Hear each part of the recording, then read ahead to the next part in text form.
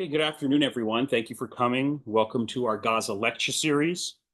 This series is more than 2 years old. I want to begin by thanking all of the 5 academic units that are part of co-sponsoring this and support from the university for allowing this lecture series to continue uninhibited. Before beginning, I just wanted to announce an important event happening tomorrow. Georgetown faculty are organizing a teach-in on the U.S.-Israel war on Iran at 3:30 in the Laura Fink Auditorium. Kindly spread the word. The details are on the website of the center that I direct, the Al Walid Center for Muslim Christian Understanding, and the Center for Contemporary Arab Studies. So one of the interesting facts about the academic scholarship on Gaza is that the 2 leading authorities on the topic just happen to be American, Jewish, and children of Holocaust survivors. I'm referring to Norman Finkelstein and our guest speaker today, Sarah Roy. This makes perfect sense to me, given the core themes of dispossession, oppression, injustice, war crimes, and now genocide that is at the core of the conflict in Gaza. Scholars and intellectuals with deep personal sensitivity to these morally compelling themes naturally would be drawn to Gaza, and this, of course, includes Sarah Roy. Sarah Roy is an associate at the Center for Middle East Studies at Harvard, specializing in Palestinian economy, the Palestinian Islamism, and the Israel-Palestine conflict more broadly. She began her research in the Gaza Strip and the West Bank in 1985 with a focus on the economic, social, and political development of the Gaza Strip and on U.S. foreign assistance to the region. Since then, she has written extensively and influentially on the Palestinian economy, particularly in Gaza, and on Gaza's de-development, coining the term and the concept of de-development, which she originated. Sarah Roy is the author of several important books on Gaza: The Gaza Strip, The Political Economy of De-Development, The Gaza Strip Survey, Failing Peace, Gaza and the Palestinian-Israeli Conflict, Unsilencing Gaza, Reflections on Resistance, Hamas and Civil Society in Gaza, Engaging the Islamist Social Sector. Dr. Roy has authored over 100 publications dealing with the Palestinian and Israeli conflict. Her most recent publication appeared in the New York Review of Books, entitled What Day After for Gaza? And she's currently working on a new memoir about her lifetime engagement with Gaza as the descendant of Holocaust survivors and as one of the leading scholars of Gaza. We look forward to reading that new book in the future. On a personal note, I want to say that I first discovered Sarah's work from the pen of the late, great Edward Said. In a wonderful essay that he wrote in 1994 about Gaza, he observed that, quote, Gaza is the essential core of the Palestinian problem, an overcrowded hell on earth, largely made up of destitute refugees, abused, oppressed, and difficult, always a center of resistance and struggle. And then he went on to say, quote, the best overall picture of Gaza's real situation is to be found in Sarah Roy's work. Roy, Edward Said said, is a brilliant Jewish intellectual who, because of her tragic background, could not allow the victimization of her family by the Nazis to be done by her own people to another victim, the Palestinians. On her own, and partly because she saw a struggle for justice by Palestinians in Gaza for their future, she crossed the line and joined their cause. It's a huge honor to have Sarah Roy with us today. Please join me in welcoming her to Georgetown University.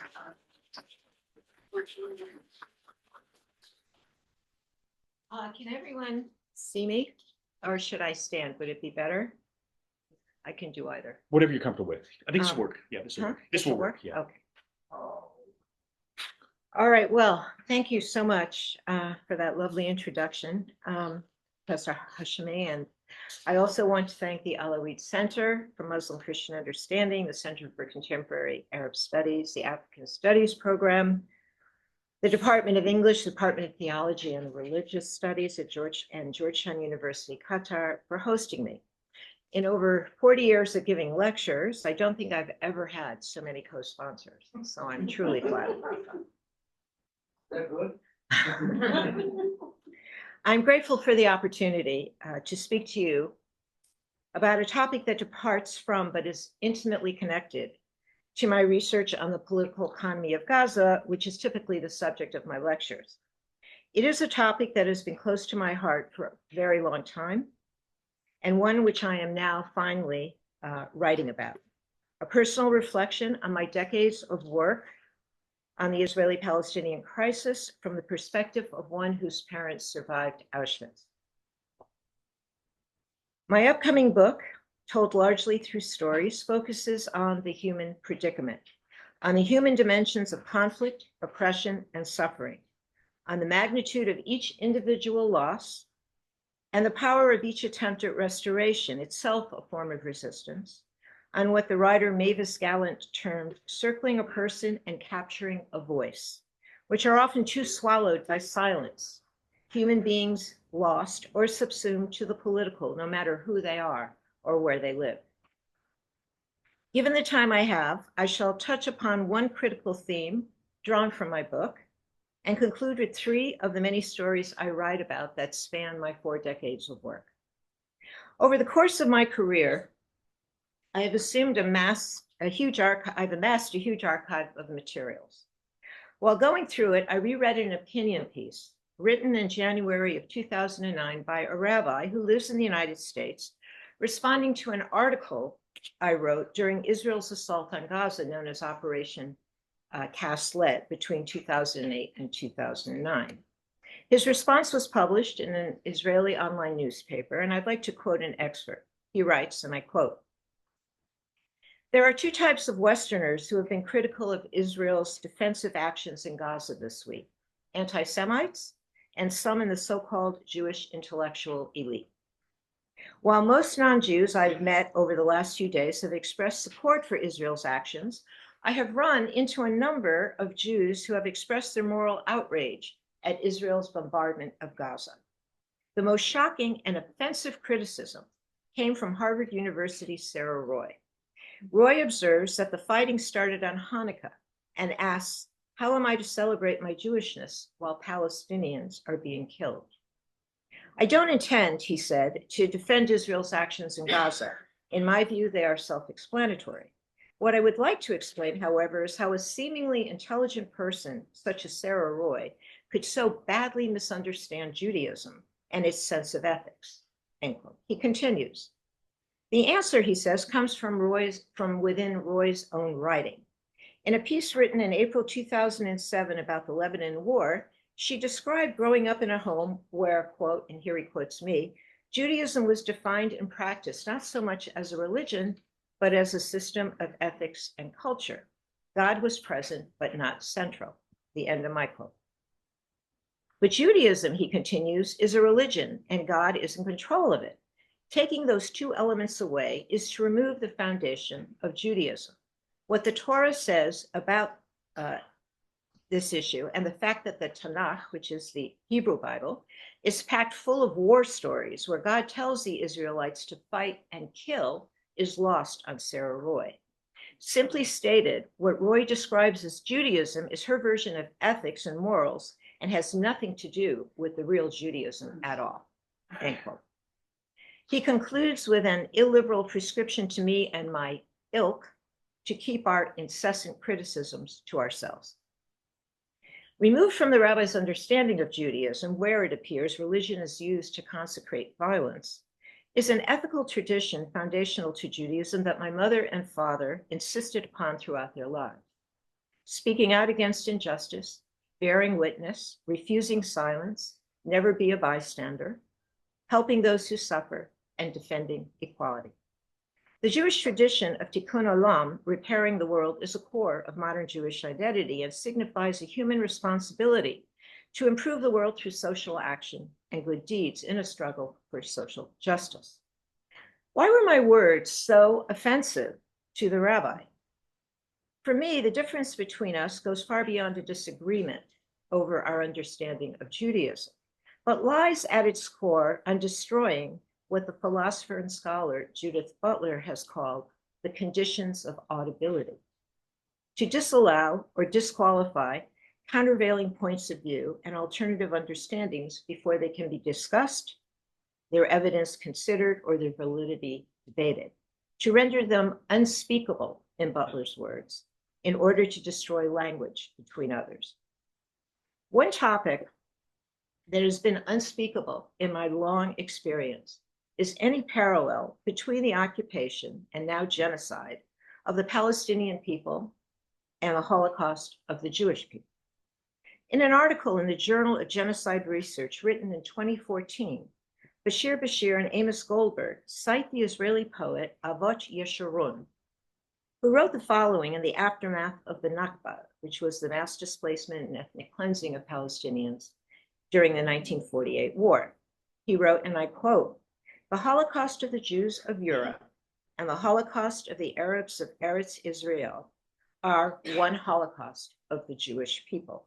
The two of them stare each other directly in the face," end quote. It is this very connection that I have always felt. In his book, W, or The Memory of Childhood, Georges Perec writes, quote, "In this book, there are two texts which simply alternate.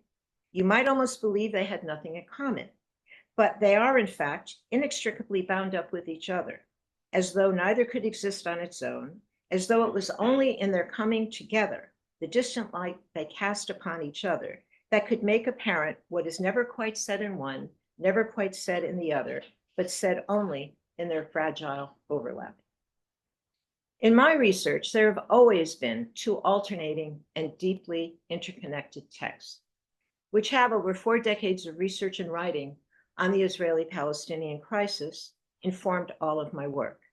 My personal history as a child of Holocaust survivors and my lived experience with Palestinians under Israeli occupation, especially in Gaza. For 40 years of sustained work, I was consistently told that these two texts must always be kept apart and separate, never placed within the same moral construct. Any attempt to bring them together, no matter how carefully, to disrupt the sacred isolation of one and challenge the political confinement of the other and argue for their fragile overlapping, in Perec's words, was treated as an act of betrayal and desecration. Yet the trajectory of my life, which has taken me from a privileged, deeply ethical Jewish home in West Hartford, Connecticut, to the impoverished refugee camps of the Gaza Strip and beyond, has taught me something different. The connections, untold but insistent, between the Holocaust and the occupation have always been there for me, casting a light that is not distant, but close. The stories my mother and father told me and the images they transmitted were ones I carried with me into Gaza. And while their stories were not always present in my work, they inspired it and were the reason I was there. Looking back, it could not have been otherwise. In my book, I argue for an essential unity between Jewish life under the Germans and Palestinian life under the Israelis. At its core, this unity involves an ecumenical understanding of the experience of subordination and the irretrievability of loss, the dissolution of place, a shared humanity and its role in resisting brokenness in the face of destruction, a hope of being in the world that is unremarkable, where exposure prevails over concealment, defeating ideological and political guardrails long imposed, and where the irreparable is not stored, but somehow healed. The point is not to articulate a metric of misery or comparative suffering, nor is the point to draw moral equivalence, a false construct of which I've been incorrectly accused. The unity for which I argue compels questions, which in my experience have been impermissible. What does it mean to be Jewish and free after the Holocaust and within a Jewish state that is empowered? How are we as Jews to embrace our Judaism while we oppress others? How do we reconcile our history of persecution with our dehumanization of Palestinians? Is it possible to live an ordinary existence when we seek both power and reassurance in the subjugation and destruction of another people, observing the windows of their houses through the sights of rifles, to borrow from the Israeli poet Almog Behar? What does it mean when occupation and now genocide become acts of solidarity, resistant to compassion, untempered by history? Where, to paraphrase the Lebanese writer, Lina Munzer, language is used to make us comfortable with and consent to the elimination of another people. where, in her words, quote, death has become transformed into a semicolon and into a comma.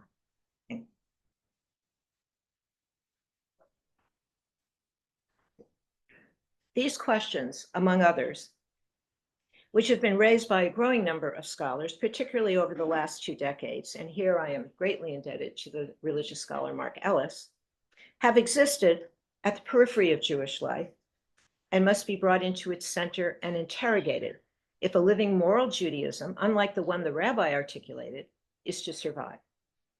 The stories I tell, notably those from Gaza, illustrate why this is so.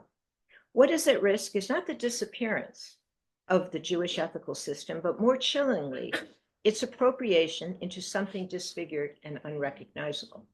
The goal, as the late historian and professor Tony Judt argued long ago, is to redefine the meaning of Jewishness, or of Judaism, or Jewishness, and Jewish representation beyond nationalism and geography, where Judaism is no longer dependent upon territorial or political boundaries, but instead transcends them, where power is found not in a militarized state or state violence, but in values and beliefs that extend to the defense of the other, where no one is expendable. There is a need, despite immense pressures against it, to interrogate the supposition that only the state of Israel represents Jewishness, and that being Jewish means one must support Israel, let alone uncritically or unquestionably, and whatever policies it pursues. My earliest encounters with the occupation changed me. Gaza changed. As a scholar, I was forced to confront an insupportable truth. As a Jew, I was compelled to accept that truth, or at some cost to myself, reject it. In effect, I was asked to preserve the silent presence of the other, to experience Palestinians through the eyes of their occupiers, overdetermined from without, as Frantz Fanon wrote, and accede to the impossibility of a different voice, which I could not do. If we as a people deny what we are doing and what we have done to Palestinians, if we believe in ruination as a way of life, then who are we as Jews? Our history is scarred by permanent dispossession and the dispossession of our humanity, yet we impose both on Palestinians. My parents saw their way of life and almost everyone in it annihilated. How can I not think of that as I watch the destruction of my friends and their families in Gaza? A Palestinian friend wrote to me 1 year after the war on Gaza began, saying this, and here I quote, "I think at the end of this, we will all be like European Jews. There will be no Palestinian person who has not had multiple family members killed." And she may be right. Since the start of the war on Gaza, approximately 2,700 families, just around 8,000 people, have been destroyed, with all of their members killed. 6,000 families have lost everyone except one surviving individual. My father was the only one in his family to have survived. For an entire family to be wiped out, 3 generations of the same household must be killed, which is exactly what has happened in Gaza. Families permanently erased from Gaza's collective identity, their lineage gone in an instant, their history obliterated. Similarly, around 40,000 other families have been targeted. Each one has lost more than 4 of its members.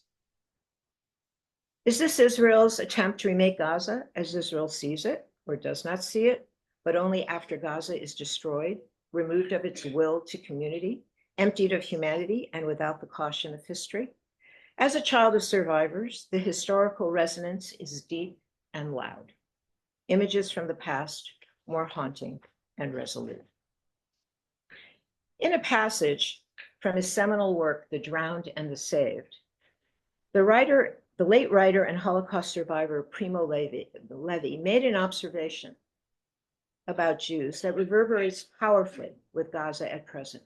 He wrote, quote, "Even admitting that they managed to get across the barbed wire barrier and the electrified grill, elude the patrols, the surveillance of the sentinels armed with machine guns in the guard towers, the dogs trained for manhunts, In what direction could they flee? To whom could they turn for shelter? They were outside the world, men and women made of air. They no longer had a country or a home, confiscated for the benefit of citizens in good standing. But for a few exceptions, they no longer had a family. End quote.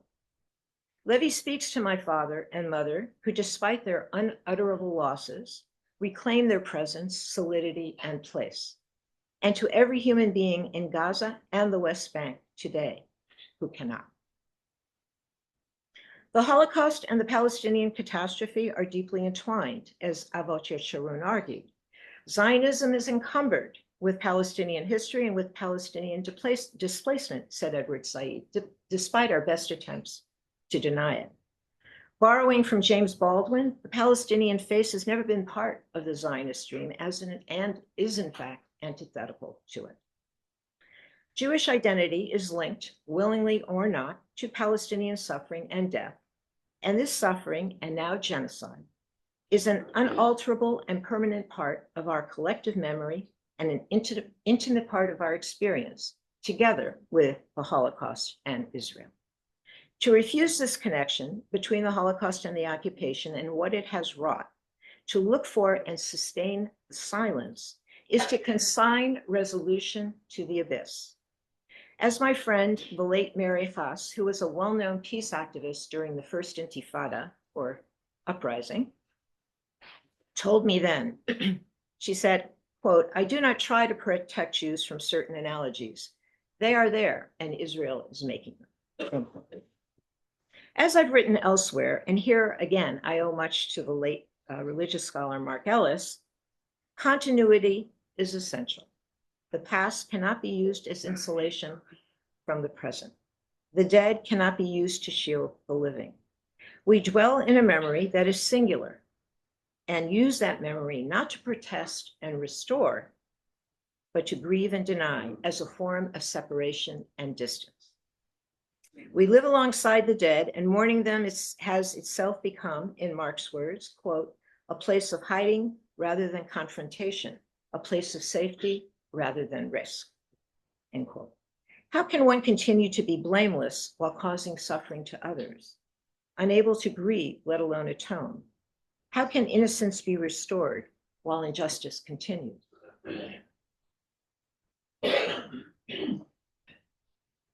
What is one supposed to think?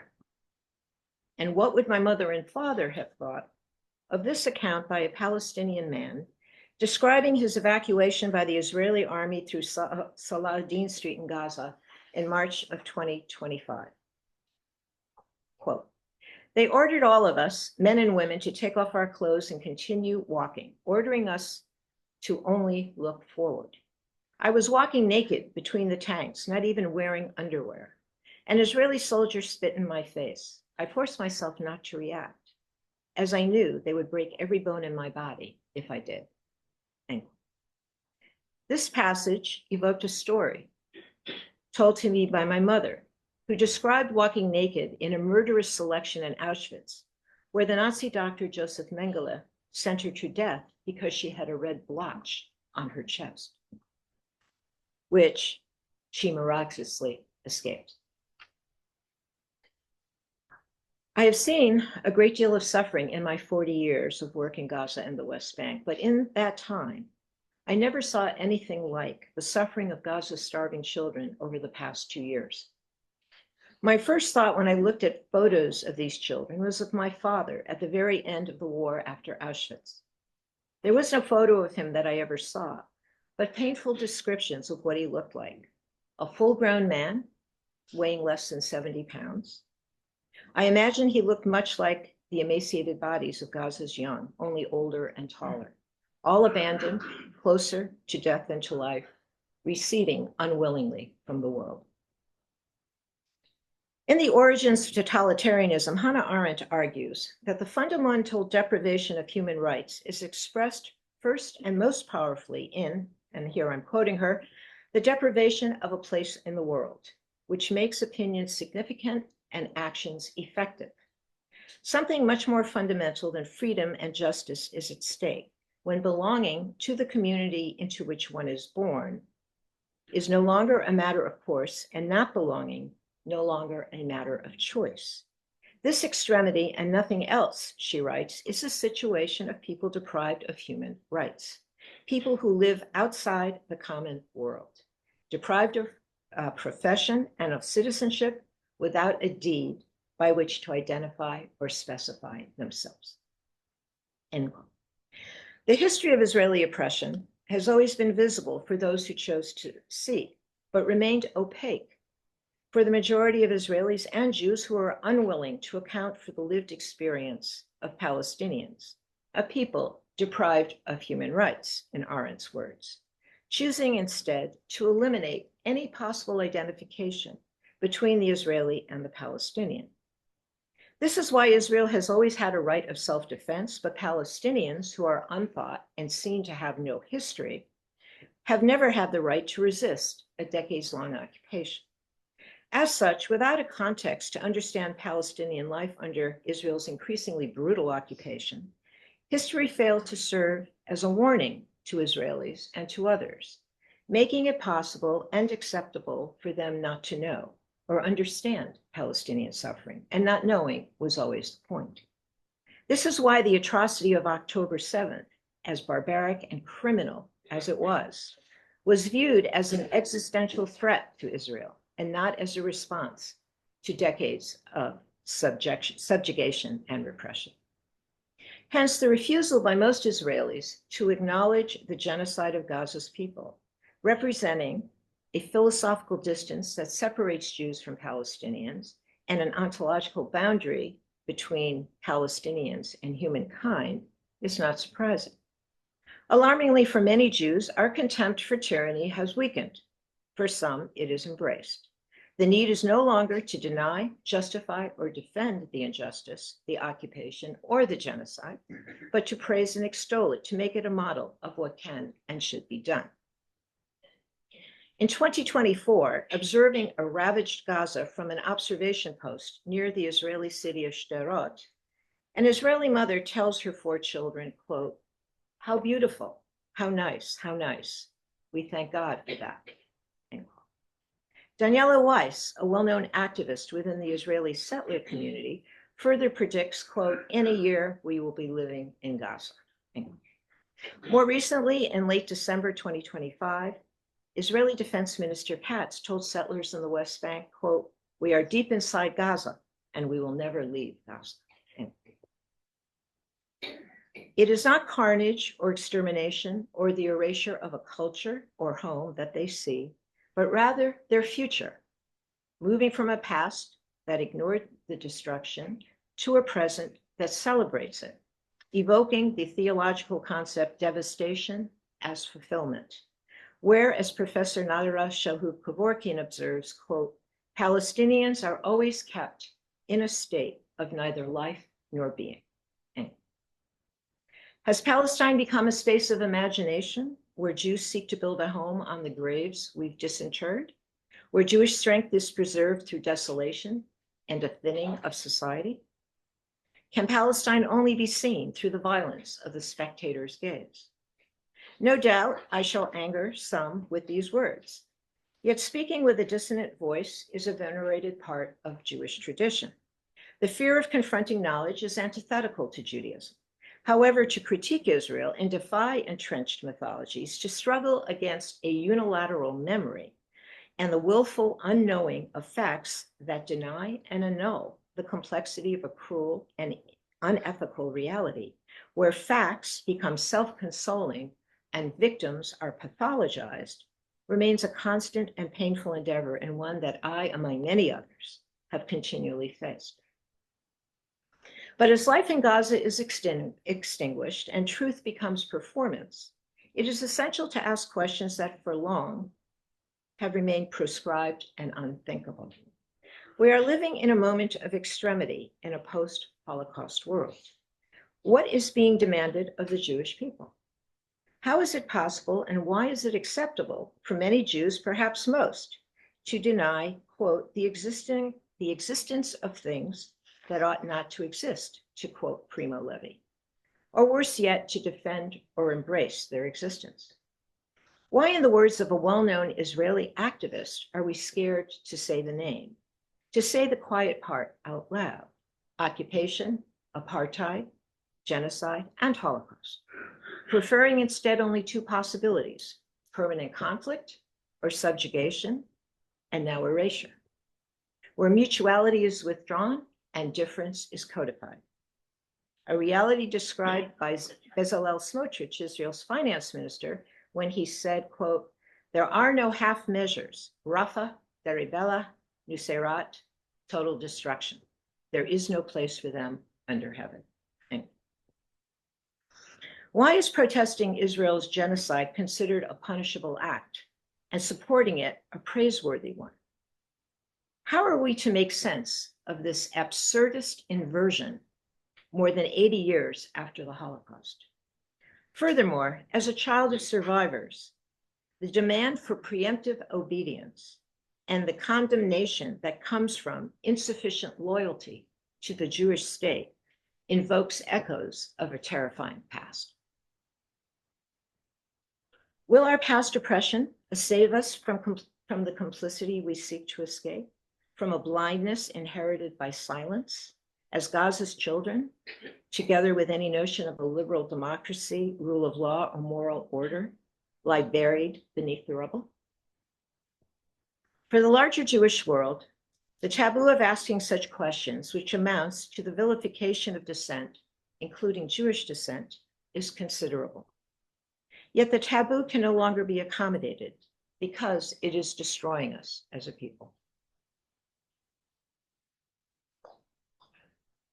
The taboo of which I speak is also seen in a debate that has emerged post-October 7th among Holocaust scholars over the Israeli-Palestinian crisis, and more specifically, whether Israel is committing genocide in Gaza.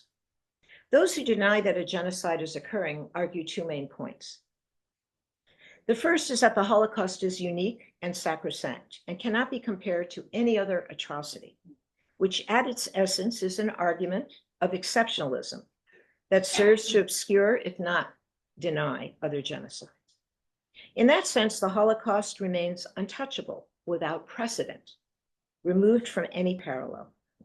But as the historian Enzo Traverso argues, quote, "Positing an absolute uniqueness of the Holocaust is epistemologically sterile. Historical events can be compared. It is politically irresponsible. Crimes can be repeated. They must be understood, not only commemorated, and morally dubious, insofar as it creates a hierarchy among victims." End quote. Or as the Israeli philosopher Adi Ofer wrote as early as the 1980s, quote, "To what lengths Jewish historians, educators, and politicians go to remind us over and over of the differences between the destruction of the Jews of Europe and all other types of disasters, misfortunes, and mass murders. Biafra was only hunger. Cambodia was only a civil war. The destruction of the Kurds was not systematic. Death in the Gulag lacked national identification marks." End quote. In his 1987 book, Toward a Jewish Theology of Liberation, Mark Ellis writes, quote, "Entire books are written about the absolute unique quality of the Jewish Holocaust. But is not the loss of life during the African slave trade, estimated to be in the millions, a unique event of mass death, a Holocaust, as it were, of immense proportions for the African people, then and now? For the Guatemalan peasant, particularly the indigenous Indian population, is not the continuing slaughter of its people and the decimation of native peoples in the Americas over the centuries a unique Holocaust event as well?" End quote. Of course, for genocide's victims, Jews, Africans, Guatemalans, and others, their experience is unique. Yet despite their differences, genocides are all connected and compel comparison in order to reveal and to learn.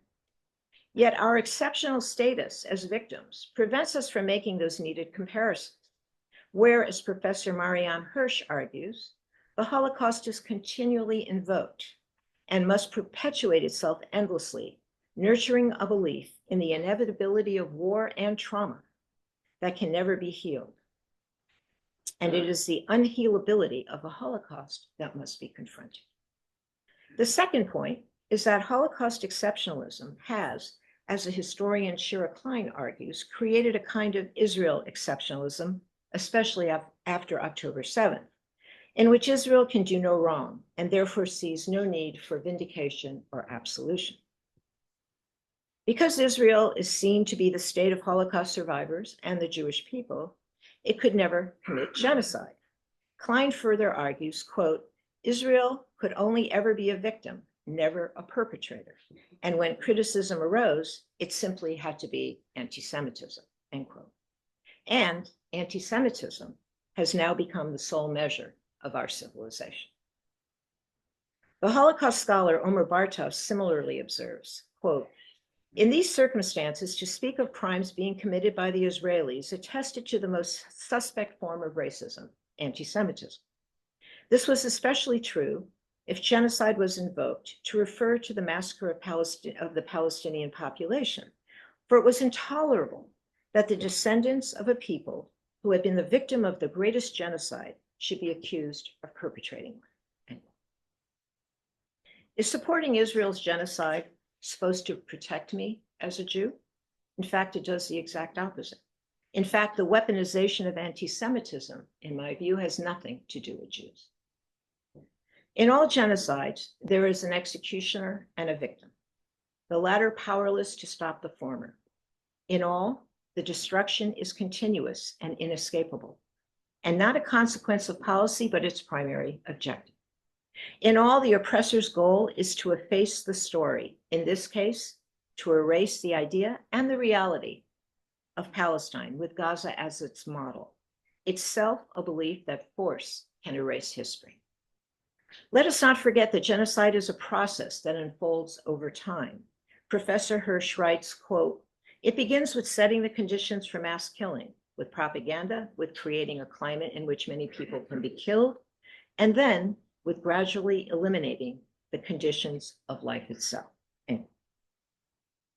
It is a tragedy for the Jewish people that some, but certainly not all, Holocaust scholars have largely defended Israel's brutal occupation, colonization, ethnic cleansing, and now genocide by weaponizing the Holocaust and using it to argue that mass killing is not only justified in the name of Israel's self-defense, but also because Israel is the only protection that Jews have from another genocide.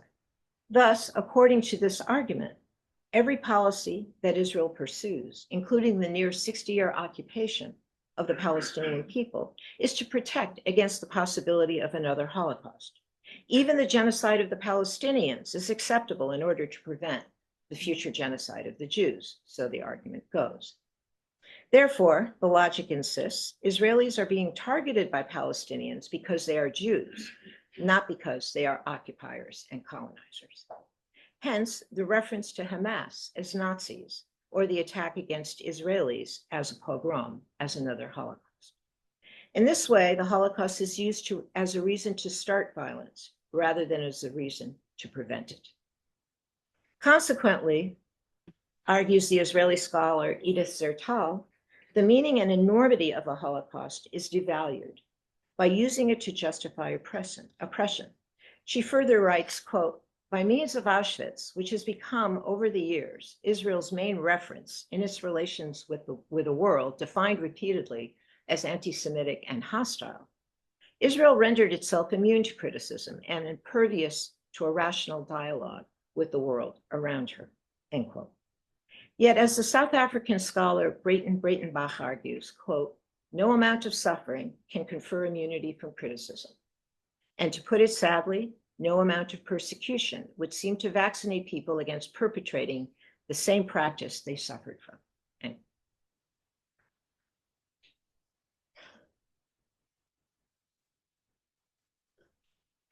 one of the most striking lessons I learned in my research and throughout the ensuing decades, long before October 7th, was that the most harmful and damaging offenses endured by Palestinians occurred not in the extraordinary, but in the ordinary, often unmarked areas of everyday life.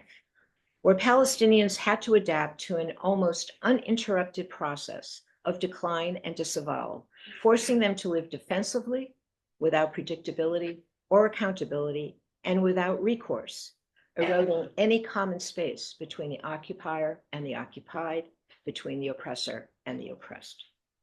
These daily abuses from which Palestinians could not escape, but which they defied by whatever means were available to them, were designed to affirm and solidify their separateness from Jews. I try to capture what this means in some of the stories I tell in my book, beginning with this one, which I have told before. It was during my first trip to Gaza and the West Bank in the summer of 1985. I was standing on a street with some Palestinian friends. An elderly man was walking along leading his donkey. A small child of no more than 3 or 4, his grandson, I assumed, was with him. All of a sudden, seemingly out of nowhere, some Israeli soldiers approached the old man and stopped him. In those days, the Israeli army was present everywhere and seldom challenged. One of the soldiers went over to the donkey and pried open its mouth. "Old man," he asked, "why are your donkey's teeth so yellow? Don't you brush your donkey's teeth?"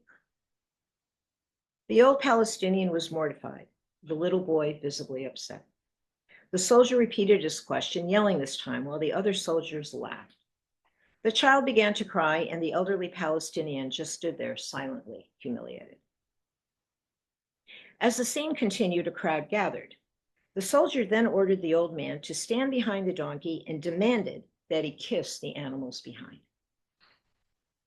At first he refused, but as the soldier screamed at him and his grandson started to panic, he bent down and did it. The soldiers laughed and walked away. We all stood there in silence, unable to look at each other, the sobs of a little boy, the only sound we could hear. The grandfather, demeaned and destroyed, did not move for what seemed a very long time. I stood in stunned disbelief, ashamed of myself for not having spoken up. I immediately thought of the stories my parents had told me of how Jews had been treated by the Nazis in the 1930s, before the ghettos and death camps, of Jews forced to clean sidewalks with toothbrushes, or have their beards cut off in public, or sing and dance around a burning pile of sacred books. Yet what stung me most was the laughter of the Israeli soldiers and how it brought to mind photographs my parents had given me of German soldiers laughing derisively and mockingly at their humiliation of Jews, also in public. What happened to the old Palestinian was equivalent in principle, intent, and impact to humiliate and dehumanize. Throughout that summer of 1985, I saw similar incidents that brought back my parents' stories. Young Palestinian men stopped in the streets by Israeli soldiers and forced to dance for them, or bark like dogs on their hands and knees. I've never forgotten those scenes, so long ago, and the indelible transformative impact they had on me. I did not need time to understand what I was seeing. I understood immediately. People robbed of the right to be sacred. And once seen, it could not be unseen. The time has come to embrace the historical analogies and parallels between the Holocaust and the occupation explicitly, without fear, shame, or favor, arguing for the need to compare carefully and thoughtfully, because it is through the imperative of comparison, which is not the same as equivalence, that we understand, giving voice to words long smothered. Comparison is not the same as relativization, nor is it anti-Semitism. Such conflations destroy critical thinking, emptying words of their meaning, as the scholar Brian Chayette has written, which is the opposite of thought. Comparison is, and as M. Gesson has said, how we comprehend the world, exposing rather than nullifying complexity. And here I want to say something about the notion of equivalence. While the destruction of European Jewry and the destruction of Palestinians in Gaza differ in many critical and important ways, they are equivalent in another, the sacredness of individual life. To deny this is to abrogate one of Judaism's core principles, pikuach nefesh, Human life always comes first. The Mishnah, the Jewish oral law, states, quote, whoever destroys a single life is considered as if he destroyed an entire world. Whoever saves a single life is considered as if he saved an entire world. Given the sanctity of the individual life that Judaism stresses, then the numbers of dead should not be the point. Are Jewish deaths more holy than Palestinian ones because there were more of them? If so, we return to a hierarchy of human suffering and worth that is dissolute. Cruelty and barbarity do not care about numbers. They are tragically equivalent to their victims, revealing truths few want to consider. And since October 7th, one such truth, especially for the Jewish people, is this: if it's not about Gaza, then it's about nothing. I would like to conclude by reading you two more stories drawn from my book, one from Gaza and the other from my family history.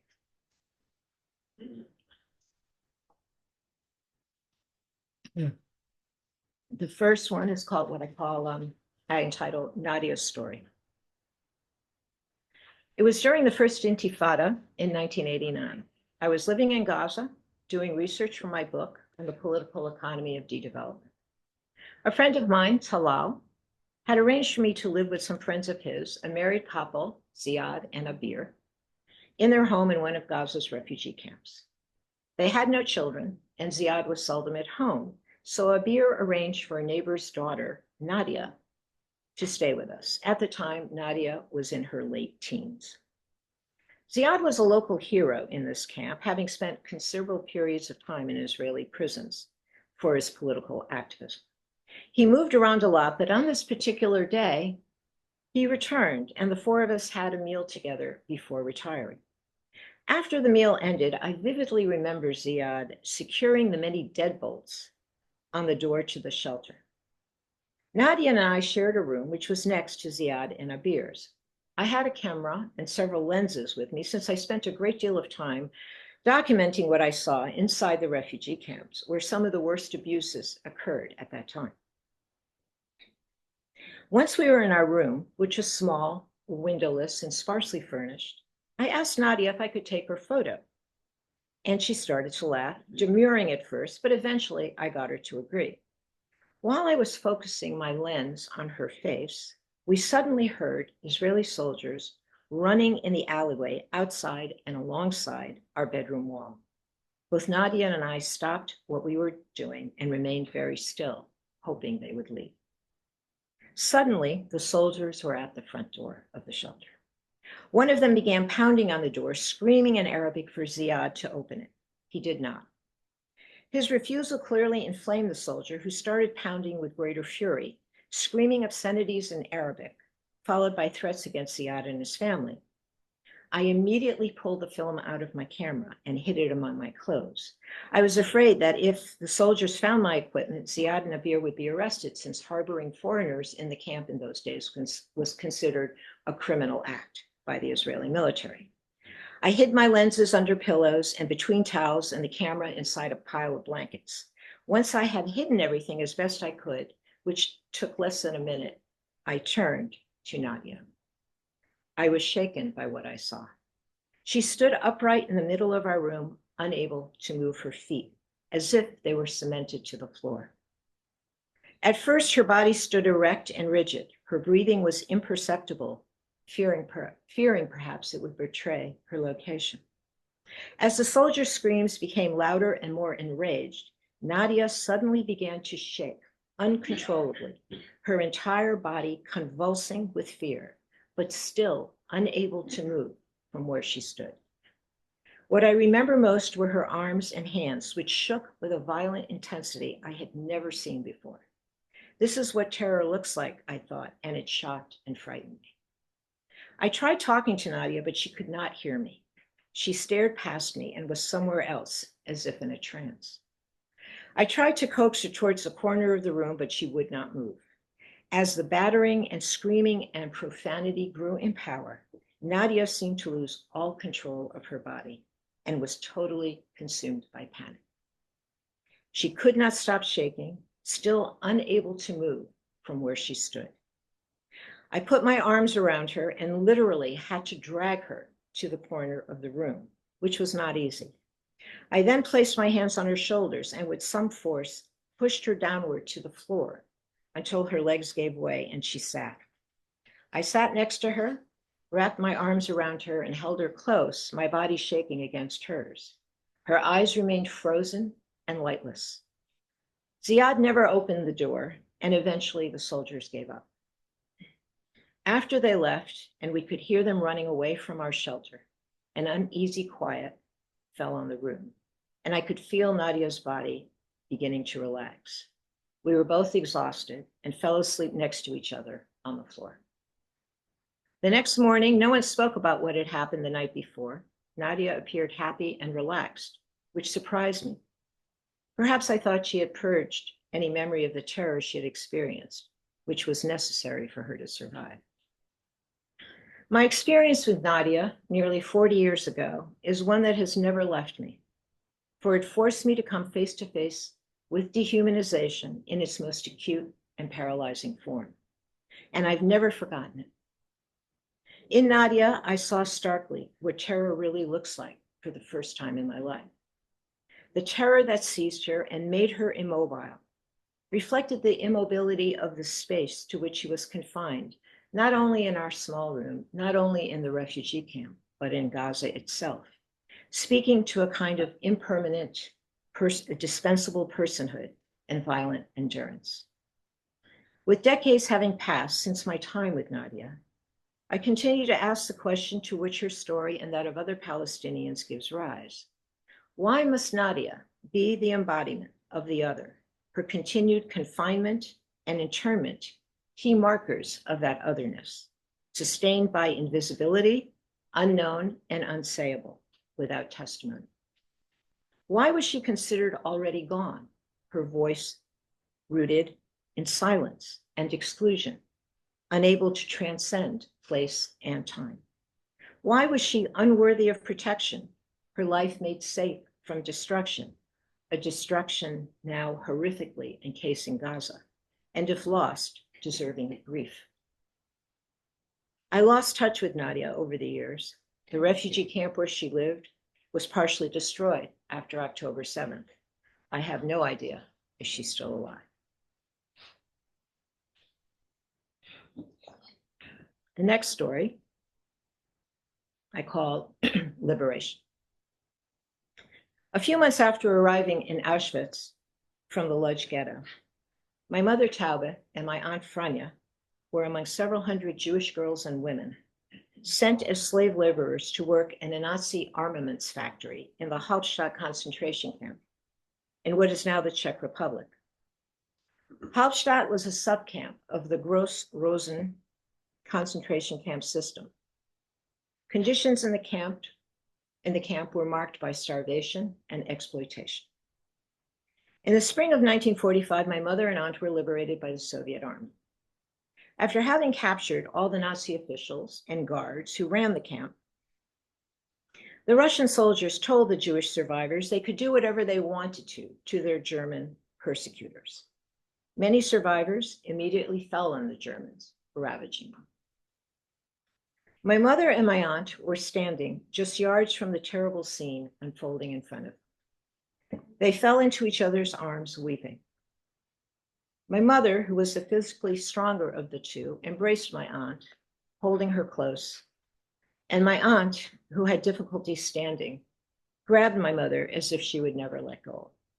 Franja said to my mother, "We cannot do this. Our father and mother would say this is wrong. Even after everything we've endured, we must seek justice, not revenge. There is no other way." My mother, still crying, kissed her sister, and the two of them turned and walked away. Upon liberation, the psychiatrist Viktor Frankl, himself a survivor, recounts the following. A friend was walking across the field with me toward the camp, when suddenly we came to a field of green crops. Automatically, I avoided it, but he drew his arm through mine and dragged me through it. I stammered something about not treading down the young crops. He became annoyed, gave me an angry look, and shouted, "You don't say, and hasn't enough been taken from us?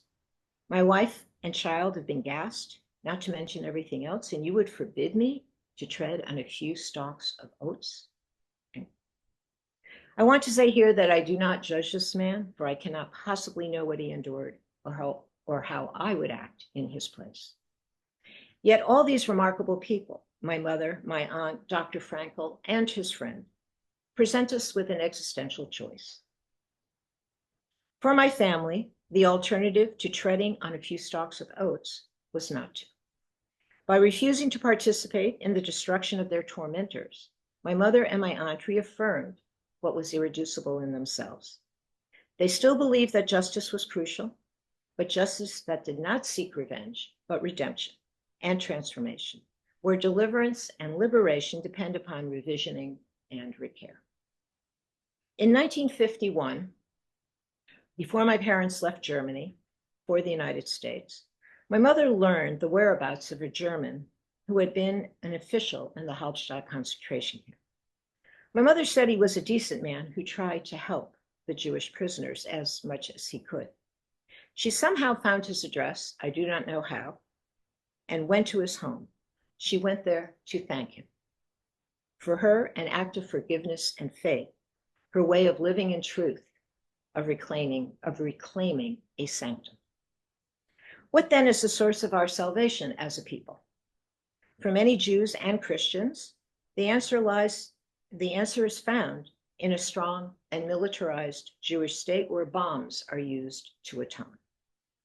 For others, it is found in the very act of survival. For my parents, defeating Hitler meant living a moral life. They sought a world where affirmation is possible and dissent is mandatory, where the capacity to witness is restored and sanctioned, and where we turn away from the power to destroy. Fundamentally, our salvation resides in our willingness to acknowledge the other, the victims we've created, Palestinian, Lebanese, Iranian, Israeli, and Jewish, and the injustice we have perpetrated as a grieving and fearful people. It lies in acknowledging histories beyond our own and the common threads that bind them together. Perhaps then we can pursue a more just solution in which we seek to be ordinary rather than absolute, allowing us to construct a narrative of powerlessness and power that is faithful to our ethical tradition and to who we are. For as Mark Ellis wrote so long ago, the challenge is fidelity. Thank you.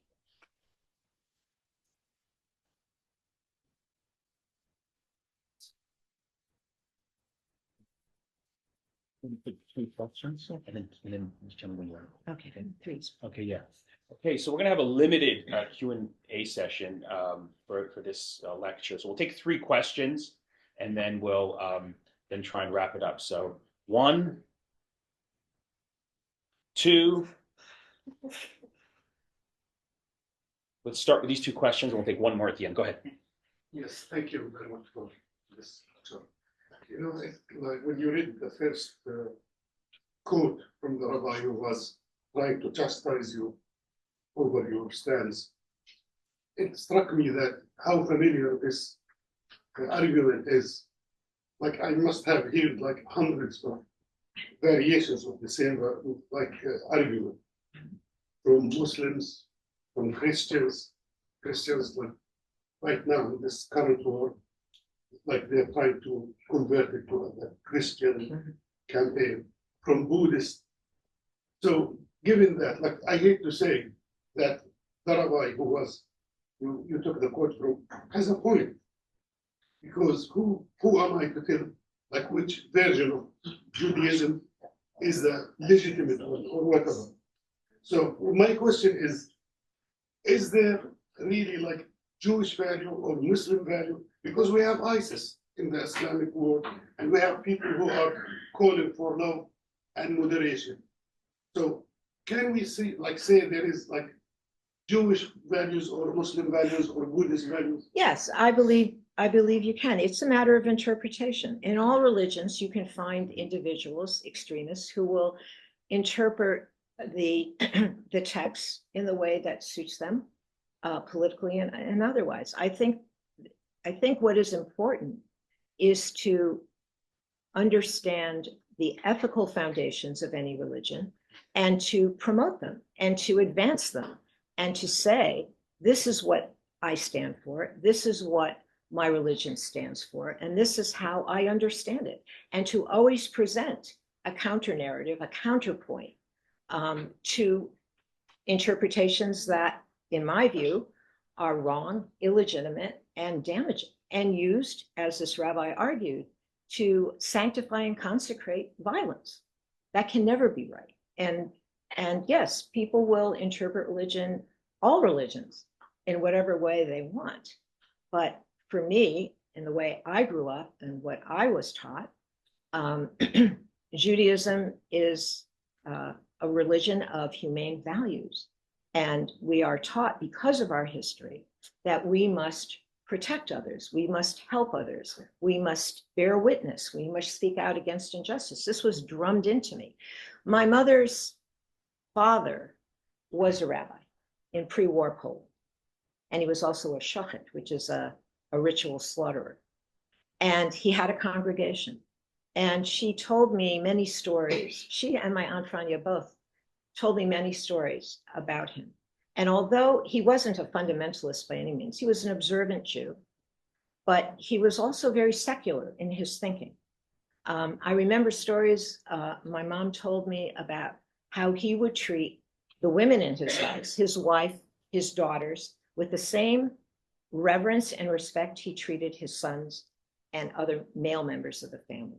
He advocated for the education of his daughters, which again went against the grain in some ways of what society or religious Jewish society at that time believed.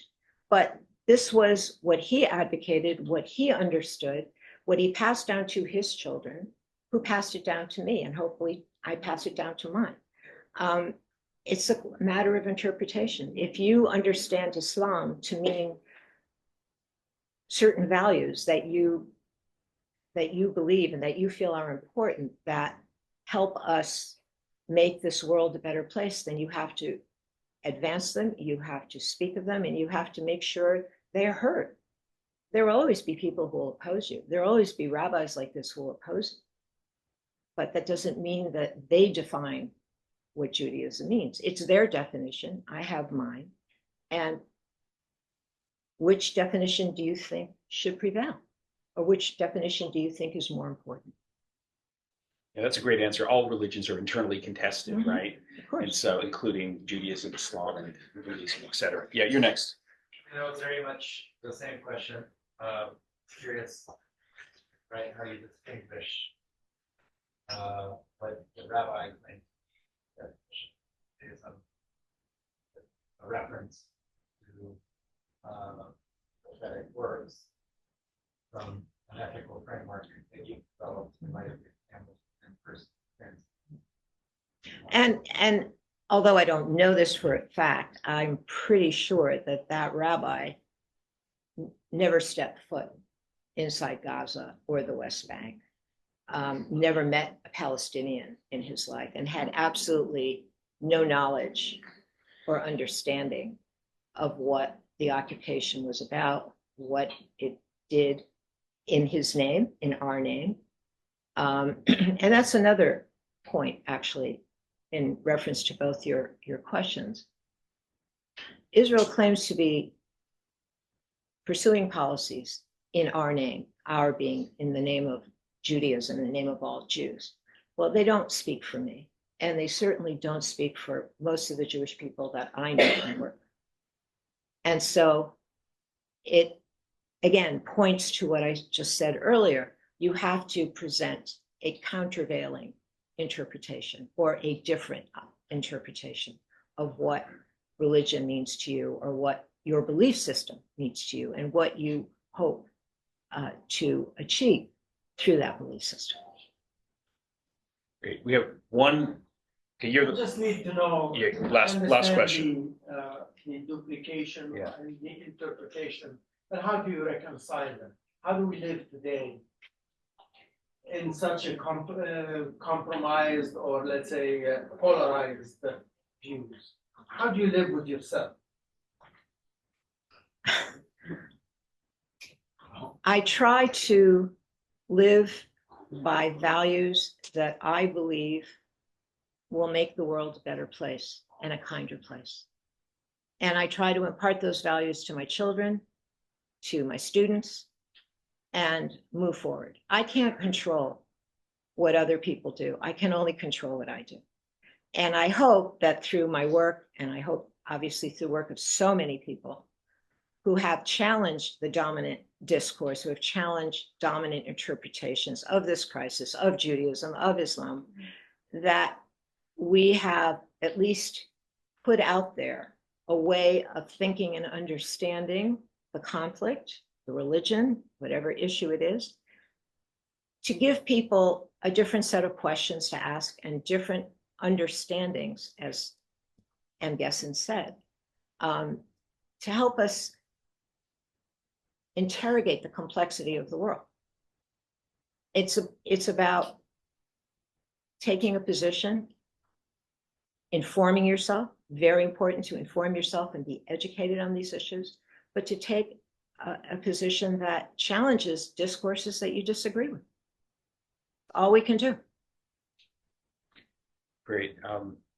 Sarah, it's been a huge honor having you here. I can't tell you how thrilled I am that you've dedicated yourself to this particular book, because having sort of written definitive scholarship on what's been happening in Gaza in terms of its de-development, now you're drawing upon your own personal experience, your own family history to really highlight the underlying sort of moral themes that are at the heart of the, tragedy in Gaza, the genocide in Gaza, and talk about them in sort of very universal ways. So one of the good things about having you here now is that you've given us a snapshot of your book. Hopefully when the book comes out, we can bring you back to sort of, give a follow-up I would love that. So thank you very much. Please join me in thanking